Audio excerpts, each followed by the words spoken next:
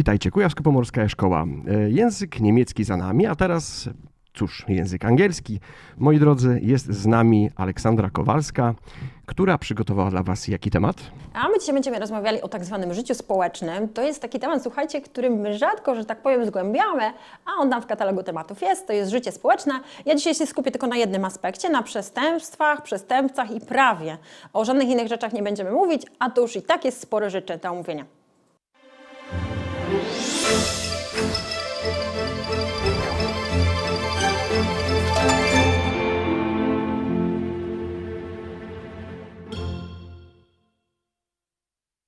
Hello, hello. Welcome. And today we're going to talk about crime and criminals. But before I go to that, I'd like to tell you a few things.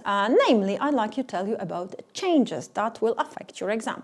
Słuchajcie, kilka słów o zmianach, bo jeszcze tak naprawdę to my nie wiemy, jakie zmiany Was czekają dokładnie, ale już wiemy, że tego materiału będziecie mieli troszeczkę mniej, będzie tylko na poziomie A2, więc mam nadzieję, że w połowie grudnia mniej więcej ma być ogłoszone, co z tego Waszego egzaminu, że tak powiem, wyleci.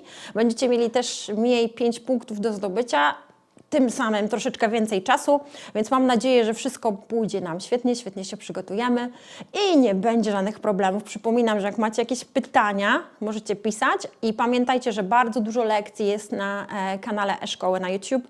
Bardzo łatwo je znaleźć, wystarczy wyfiltrować angielski egzamin ósmoklasisty, znajdziecie, nie będziecie mieli problemu. Jak macie jakiś problem gramatyczny, czy językowy, czy nie wiecie jak napisać wypracowanie, to zachęcam do zerknięcia na wcześniejsze zajęcia, a my już lecimy z tematem. So, I decided we're going to talk about crime today, and this is a very difficult topic because you get to know a lot, you have to know a lot of words and you have to remember them and you have to use them in the right context, and it's very, very challenging.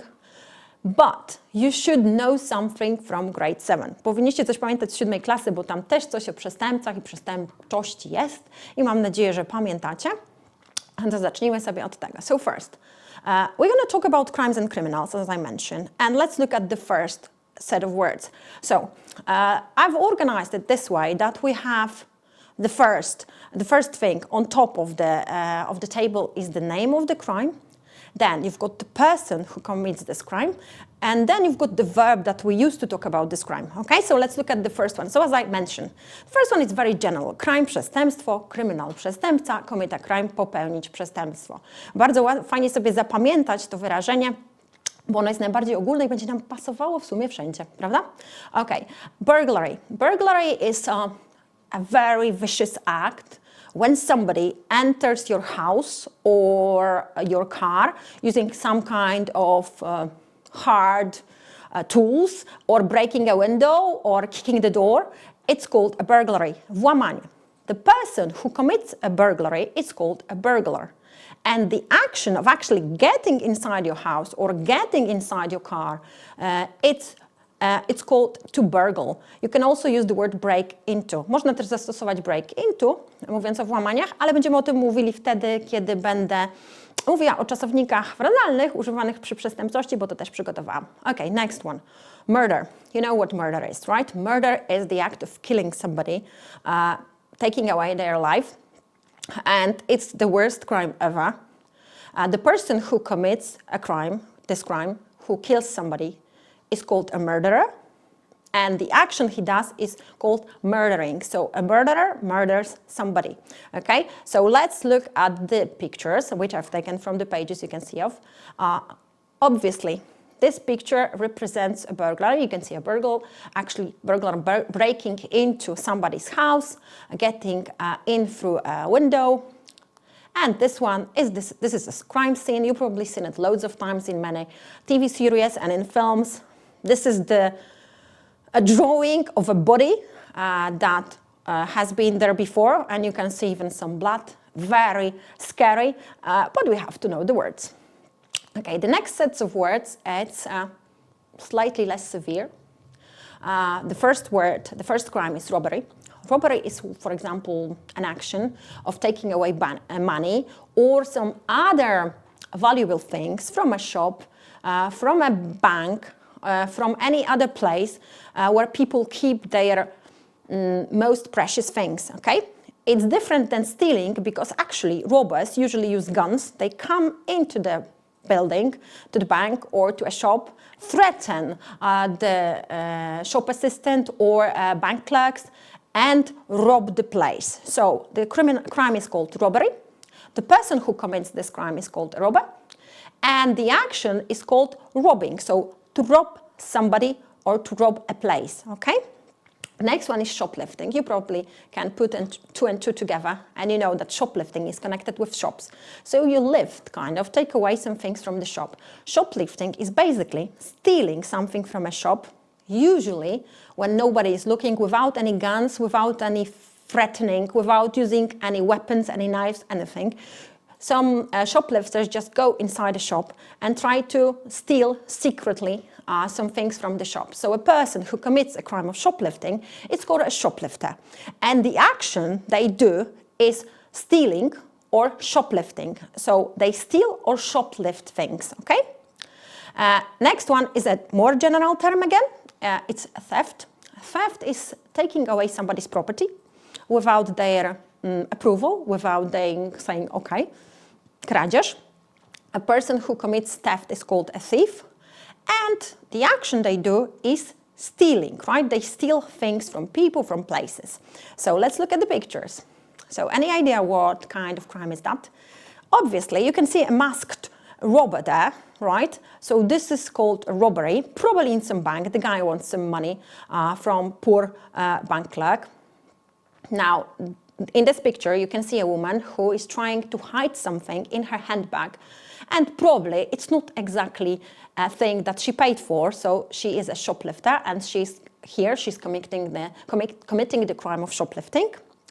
And here, I put this picture on purpose because it's theft, but it's not the kind of theft you usually think of when you think about having things stolen. It's called identity theft, and now it's very popular because people do a lot of shopping and other actions online, and they give away their details, their names, their card numbers, their telephone numbers and addresses. And in this way, some people can actually get to know your identity and use it without your knowledge. Maybe take a loan in your name or commit a crime in your name, and then you become a victim of identity theft. So be careful, do not disclose your personal information on the internet. Be very careful about it. The next set of words is mixed, I'd say. First one is a very severe crime. It's called terrorism. I'm sure you've heard of terrorists and you know what terrorism is. Terrorism is doing something horrible to achieve your goals. It's against the law because you can't force people to do what you want in an illegal way. You can try to persuade them, to talk to them, to negotiate, but you can't use terrorism. So terrorism is committed by terrorists, and terrorists terrorize people, governments, or even countries. Vandalism, that's another crime which is maybe not thought of as being very severe, but I think it is actually very brutal, because vandalism involves damaging or destroying things. So vandals destroy or damage places, property, cars, everything. And kidnapping. This is horrible. I used to watch on Discovery Channel a lot of programs about this crime, and it's horrific what criminals did to people they kidnapped. What does it mean to kidnap someone? To kidnap someone it means to take somebody by force to another place, for example, tie them, or put them in some dungeon, in some empty place, or even under the ground. That happened. Keeping them there against their will and wanting money, which is called ransom, to free them. Kidnapping is porwanie. A kidnapper commits a kidnapping. Kidnapper to jest porywacz, and to kidnap means porwać. Kidnapping only deals with people, okay? Or maybe with animals as well, but not with vehicles like cars or buses or coaches or planes. That's a different word, and we're going to talk about it later, okay? So let's look at the pictures. I'm sure you've heard of this guy. I shouldn't say that lucky he's not alive anymore, but I'm actually happy that he's not alive anymore. His name was Osama bin Laden, and he was responsible for a terrorist act on New York, on World Trade Center, on September the 11th, 2001. And he killed loads of people. He crashed planes into the two towers and many other buildings that you don't maybe even know, into Pentagon, and some planes crashed in Pennsylvania near Pittsburgh, so a lot of people died, innocent people, because he wanted to achieve his goals. So a really bad crime of terrorism here. What do you think is this? We've got some person who has tied hands. This is certainly kidnapping, because this person is kept against his or her will. Okay, and this is an act of vandalism. If people vandalize, it doesn't mean they draw graffiti or something like that. They can also destroy things like break windows or basically break things, break cars, burn them. That's called vandalism. Really nasty crime. Also, drawing on school tables and desks and in school toilets is vandalism as well, because you destroy property. Okay. Next set of words is kind of mixed also. There is no severity degree, the even severity degree in them. First one is hijacking, which is a very, very severe crime. Hijacking means taking the control of a vehicle with people, probably, to achieve your goals. Hijacking to jest po prostu porwanie jakiegoś, może być samolotu, środka transportu, samolotu, pociągu, autobusu. I'm sure you've seen many films about hijacking, because it's quite, I wouldn't like to say popular crime, but it's kind of typical in some parts of the world. To jest po prostu porwanie, tak jak powiedziałam, jakiegoś środka transportu. Hijacker is a person who commits hijacking, and to hijack means to commit the crime of hijacking. Now, mugging. Mugging can happen to everybody. Usually, mugging happens in the street. And mugging is when somebody attacks you quickly and violently, grabs your bag or your kidney bag or your backpack, takes away your belongings and run away. To jest taka napaść na ulicy powiązana z kradzieżą. Nazywa się to mugging. The person who commits mugging is a mugger, and the verb that we use in this context is to mug. And the last word, last crime, is bullying. Bullying is usually connected with school or maybe with university, and maybe it can happen even at work, although it's called then molesting, so it's slightly different. Or, but it involves being nasty to somebody because you don't like them, laughing at them, making fun of them, making videos of them doing some embarrassing things and posting them either online or sending to people. This is in Polish nękanie, znęcanie się. So a person who commits bullying is a bully. And also the action that this person does is to bully. So you shouldn't do it. Okay, let's look at some pictures. So any idea what kind of crime is that? That's bullying, and that's a crime. Here we've got some passengers of a plane, actually not passengers, some anti-terrorists getting on the plane to take control of the plane and probably helping the passengers who are in a hijacked plane. And here we've got the crime of mugging. Actually, it looks like that, and be careful so it doesn't happen to you. Okay, and now let's look, as I mentioned, we're going to talk about other words to talk about crimes. So we're going to tackle a few phrasal verbs to talk about crimes that we can use to talk about crimes. There are not so many of them. There are more than I will present to you, but not so many. Okay, so let's look at them. I hope you can see them well. First one is a break into. To break into, it means to enter somewhere by force, using some kind of tools or using your strength. To jest po prostu włamać się. Break out of. For example, when somebody is in prison and they decide to run away, they have to break out of prison first. Or if a kidnapped person is kept in some cellar, let's say, or basement, and they kind of manage to get out of there, it means they broke out of it, right? To jest po prostu uciec skądś, wyrwać się z jakiejś niewoli i może to być związane tak samo z więzieniem, jak i na przykład z jakimś porwaniem, wtedy, kiedy ktoś jest trzymany wbrew swojej woli w jakimś odludnym miejscu albo w jakiejś piwnicy. Run off with. For example, if a robber robs a bank and has a lot of money and they take this money with them, it means they run off with money. Uciec z czymś, po prostu z łupem. Run away. So every criminal probably wants to run away, right? From responsibility or from the police, okay? Uciec. Blow up. This I put here, this word, this phrase I put here because it's connected with terrorism. To blow something up, it means to explode something, to cause an explosion. Wysadzić. Okay, now beat up. Beating up is connected with using physical force. Beating somebody up means actually using your strength, your power, your muscles, your hands to kick them and beat them and make them hurt. Beat up to znaczy po prostu kogoś pobić. And get away with. Sometimes when people commit a crime, they don't get punished. And this is where we use this word. He got away with it. Udało mu się, uniknął odpowiedzialności. So remember about these words and that you can use them to talk about crimes as well. Okay? And some other words to use to talk about crime. There will be loads of them. First of all, this phrase is very general. Do something illegal, czyli zrobić coś po prostu wbrew prawu, nielegalnie. Break the law, złamać prawo. Arrest, aresztować. Catch somebody red-handed, czyli przyłapać kogoś na gorącym uczynku. Crime scene, no, scena, miejsce przestępstwa. Witness, somebody who has seen a crime, świadek.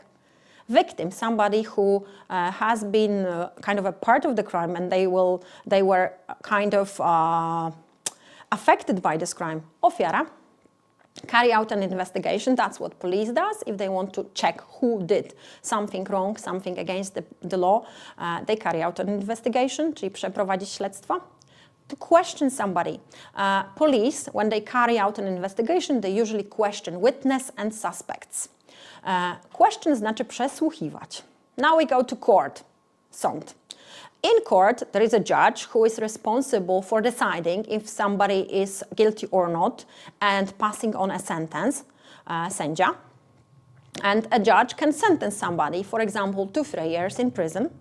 It means that they will spend at least 3 years in prison, right? Or a judge can even sentence somebody to death. Also, this is another punishment, getting a ticket or a fine.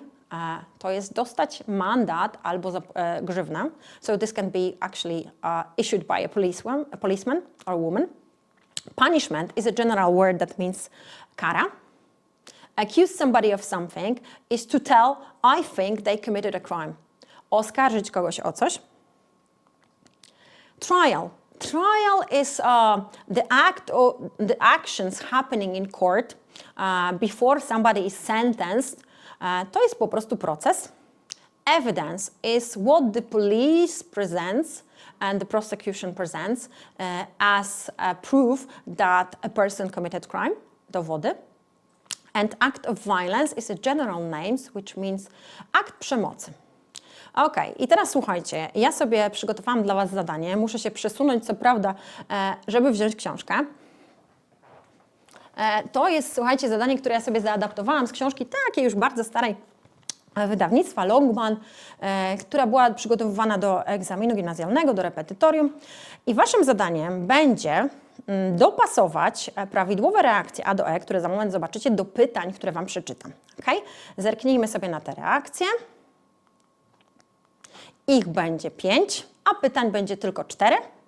I zobaczmy, jakie reakcje mamy. Yes, she was arrested in the end. Mam nadzieję, że to rozumiecie. No, a detective caught him. Yes, there was such an act of violence. No, I had no idea it's a crime. Yes, they had weapons. Ok, to przeczytam Wam 2 razy te wypowiedzi i postarajcie się dopasować do wypowiedzi od 1 do 4, które przeczytam reakcje, które macie właśnie na planszy. Ok, so 1. Were the robbers armed? 2. Did they catch Sharon the shoplifter? 3. Do you know this is illegal? 4. Did the thief manage to escape? I jeszcze raz wszystkie. Were the robbers armed? 2. Did they catch Sharon the shoplifter? 3. Do you know this is illegal? 4. Did the thief manage to escape? Dobra, i przypomnę Wam teraz, że pierwsze pytanie brzmiało Were the robbers armed? Które pytanie nam tutaj która odpowiedź nam pasowałaby do takiego pytania? Zerknijmy, zerknijmy, zerknijmy. Armed, uzbrojeni, czyli pasuje nam Yes, they had weapons. Drugie pytanie brzmiało Did they catch Sharon the shoplifter? Czy złapali Sharon, złodziejkę sklepową? No i mamy jedną właściwie odpowiedź she i to jest odpowiedź A. Yes, she was arrested in the end. Trzecie, do you know this is illegal? No i jak my patrzymy, pytamy kogoś, czy to jest nielegalne, no to najbardziej nam pasuje tutaj odpowiedź D, prawda? No, I had no idea, it's a crime. I ostatnie, did the thief manage to escape? Czy złodziej zdołał uciec? No, a detective caught him. Okay, to był właśnie przykład takiego zadania, które możecie spotkać na egzaminie. Na przykład to jest takie zadanie na funkcje językowe. Co prawda bardzo ciężko było znaleźć coś, co by tylko mówiło o przestępstwach, no ale coś wymyśliłam, zaadaptowałam i się w jakiś sposób udało. I zerknijmy jeszcze na jedno zadanie. To zadanie jest z tegorocznego repetytorium do egzaminu ósmoklasisty, a mianowicie z repetytorium wydawnictwa EGIS. To jest zadanie ze strony 159, więc jak ktoś skorzysta, to może jeszcze sobie zerknąć. I zobaczcie, co w tym zadaniu trzeba zrobić. Tu trzeba przeczytać tekst i spośród wyrazów wybrać te, które są prawidłowym uzupełnieniem luk. I mamy tych wyrazów aż 6, natomiast luki są tylko 3. Dobra, szybciutko Wam przeczytam i od razu będziemy wstawiać, bo nam się właściwie kończy czas, więc postaram się to szybko zrobić, tak? On the 26th of February 2006, the people of Rio de Janeiro, Brazil, were celebrating the World Festival. Parades were passing through the streets and everyone was having a good time. About 34,000 police officers were on duty for Carnival to maintain order and keep the peace. At the same time, a group of thieves were breaking the museum de Chacara de Ceru. I have no idea, I hope it's right. The armed gang quietly disappeared into the crowd of spectators with a number of valuable paintings, including works by Picasso and Matisse. Today, the paintings, worth around $50 million, have still not been. Police are continuing to search for clues to help them catch the criminals involved. No to już wiemy, że podczas karnawału zostało popełnione przestępstwo, a mianowicie to było napaść, rabunek, no i zginęły sławne obrazy Picasso i Matissa. To są tacy sławni artyści. Mogę Wam na następne zajęcia przygotować jakieś obrazy ich, żebyście mogli sobie zobaczyć, co za cuda stworzyli. No i zerknijmy sobie na pierwszą lukę. Aha, może jeszcze najpierw zerknijmy na słówka od A do F i tam mamy słówko lost, known, into, famous, recovered i down. Tak? To zobaczcie, into i down to są podobne słówka, bo to są przyimki, prawda? Famous i known to też są podobne słówka. Known znany, famous sławny i lost i recovered to są przeciwieństwa, tak? Lost zgubiony, recovered odnaleziony. No i zerknijmy, co by nam pasowało pierwszym. People were celebrating the World Festival. No jaki mógł być ten festiwal? Jakiś tam jest przymiotnik potrzebny, ale czy known, czy famous? Oczywiście, że famous, world famous, sławny na całym świecie. Drugi przykład. At the same time a group of thieves were breaking. I to słówko dzisiaj było. Oznaczono włamanie, włamywanie się. Potrzebne nam tu jest oczywiście into the museum. I ostatnie. Today the paintings worth around $50 million have still not been. No oczywiście nie znamy, że one wciąż nie zostały zgubione. Wciąż nie zostały odnalezione. Czyli wybierzemy tutaj słówko recovered. I takie zadanie typowo na znajomość słówek i czasowników frazalnych też Wam się może zdarzyć, tak?